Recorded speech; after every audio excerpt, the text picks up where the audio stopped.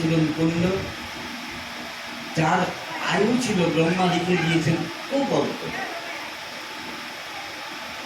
তো মার্কেন্ড মুনি পিতা মুকুন্দকে জিজ্ঞেস করলেন, পিতা আমার তো আয়ু অতি অল্প, আমি কি করব? এই অতি অল্প আয়ুর মধ্যে তো আমার করণীয় কিছুই আমি দেখতে পাচ্ছি না। বললেন তুমি এক কাজ করবে, সাধু দেখলেই প্রণাম করবে, যেখানে সাধু দেখবে শুধু প্রণাম, আর কিছু করতে হবে না। তো প্রণাম করছেন, যাকে দেখেন যে কোনো সাধু দেখলেই প্রণাম করেন। প্রণাম করতে করতে একদিন সনক ঋষি আদি চতুর্শন মুনির দর্শন, ওনাদেরকেও প্রণাম করলেন, ওনার আশীর্বাদ করলেন দীর্ঘজীবী। যেই ওনারা আশীর্বাদ করলেন দীর্ঘজীবী হোক, এটা শুনে ফেললেন বশিষ্ঠ ঋষি। তিনি চলে গেলেন ব্রহ্মা, গিয়ে বলেন, ব্রহ্মাজি তুমি তো মার্কেন্ডের আয়ু অতি অল্প লিখে দিলে, কিন্তু এখন যে চতুর্শনটা যে ওনাকে আশীর্বাদ দিলেন দীর্ঘজীবী হওয়ার, এখন কি হবে? বলেন আমার লেখা কাজে লাগবে।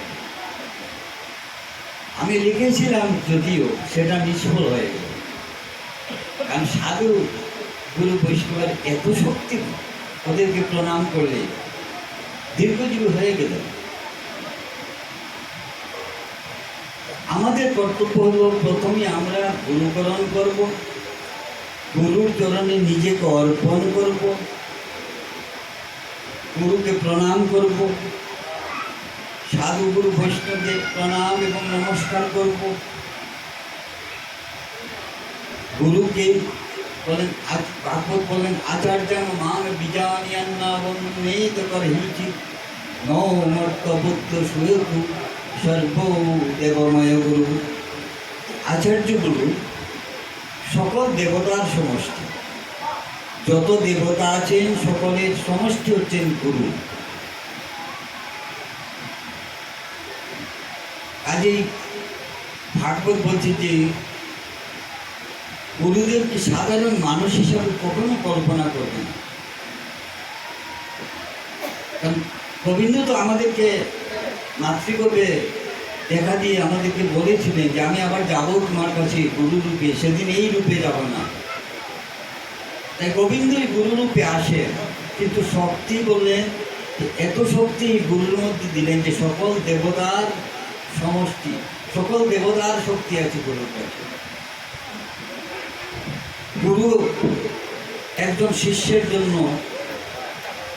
এত শক্তিশালী যেটা ভাষায় প্রকাশ করা অসম্ভব। আমরা কীর্তনের একটা কীর্তন পরিবেশন করি বা শ্রবণ করি, গুরু রুষ্ট হইলে কৃষ্ণ রাখিতে না পারে, কৃষ্ণ রুষ্ট হইলে গুরু রাখিবারে পারে। সত্যি গুরু একটা উদাহরণস্বরূপ একটা গল্প আছে। এক শিষ্য যে কোনোদিন সাধন ভোজন কিছু করেন,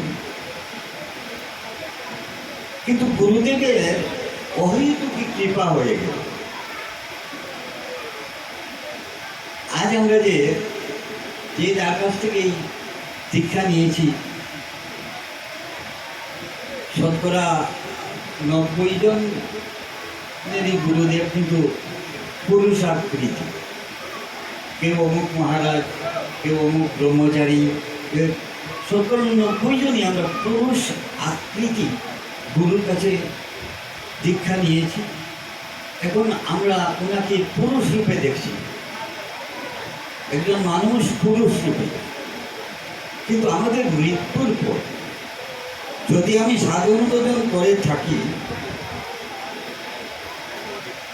মৃত্যুর পর কিন্তু গুরুর সাথে দেখা হবে। সেদিন কিন্তু আর এই পুরুষ রূপে দর্শন করব। ওপারে গিয়ে দেখবো আমার গুরুদেব দাঁড়িয়ে আছেন একজন নারী হয়ে, আমার হাতে ধরে নিয়ে যাবেন মঞ্জুরুদির কাছে, মঞ্জুরিদের কাছ থেকে যাবো আমরা সখীদের কাছে, শ্রীমতী রাধারানীর সখীদের কাছে, সেখান থেকে সখীদের মাধ্যমে যাবো রাধারানীর কাছে।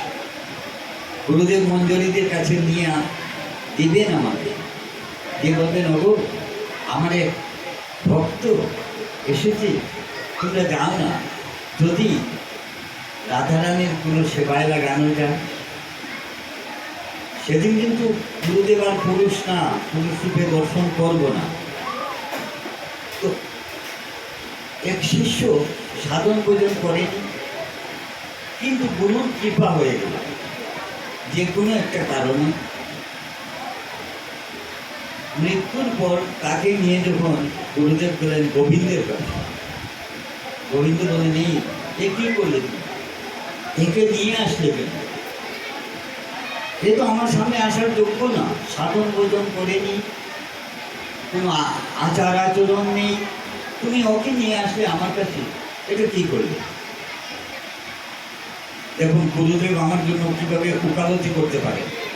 বলছেন, হ্যাঁ প্রভু আপনি ঠিক বলেছেন, কি ঠিক করেন? আচ্ছা একটা কথা বলুন তো, ভাবুন আপনি ডাক্তার, আমি রুগী, আমার হাতটা ভেঙে ফেলেছে।